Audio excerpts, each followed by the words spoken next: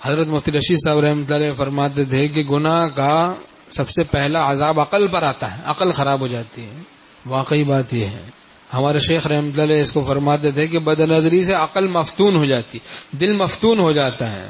کتنے بد نگاہی میں مبتلا جناب آگے بڑھتے چلے جاتے ہیں، عشق مجازی میں مبتلا ہو جاتے ہیں، زنا میں مبتلا ہو جاتے ہیں، اور کیسے کیسے گناہ میں. ایک گناہ کرتا آدمی عقل مفتون ہو گئی، عقل خراب ہو گئی، غلط فیصلے شروع کر دیے، غلط فیصلے، جس سے دنیا بھی تلخ ہو جاتی ہے، زندگی تلخ ہو جاتی ہے.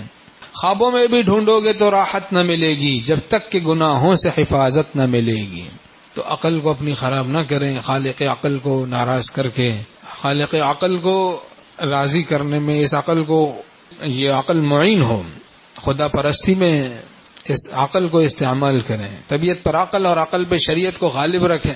پھر دیکھیں کتنی عقل میں برکت ہوگی، نور آئے گا. اہل اللہ کے دلوں میں حق تعالی دنیا کی بھی ایسی تدبیریں ڈالتے رہتے ہیں جس کے نتیجے پر پہنچ کے پھر انہیں پچھتانا نہیں پڑتا. ہم دوستوں کو کہتے ہیں دنیاوی اور اخروی ہر طرح کا نفع اور نقصان حق تعالی کے قبضہ قدرت میں ہے، تو ان سے بنانا سب سے بڑی عقل مندی ہے اور ان سے بگاڑنا سب سے بڑی حماقت. اس نقطے کو سمجھ لینا چاہیے بھائی. تو ان سے بگاڑنا تو سب سے بڑی حماقت ہے.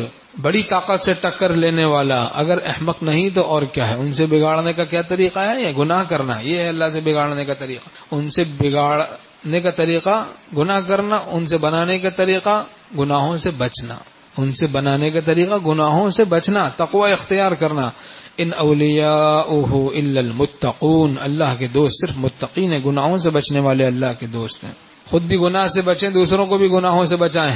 جہاں جہاں اختیار ہے کچھ نہ کچھ، جتنا بھی گناہوں کے رنگ میں بھنگ ڈال دیں، جتنا ہو سکے کچھ نہ کچھ رنگ میں بھنگ ڈالتے رہنا چاہیے. جتنا اپنا اختیار ہے وہاں تو کم سے کم شرعی نظام نافذ کریں.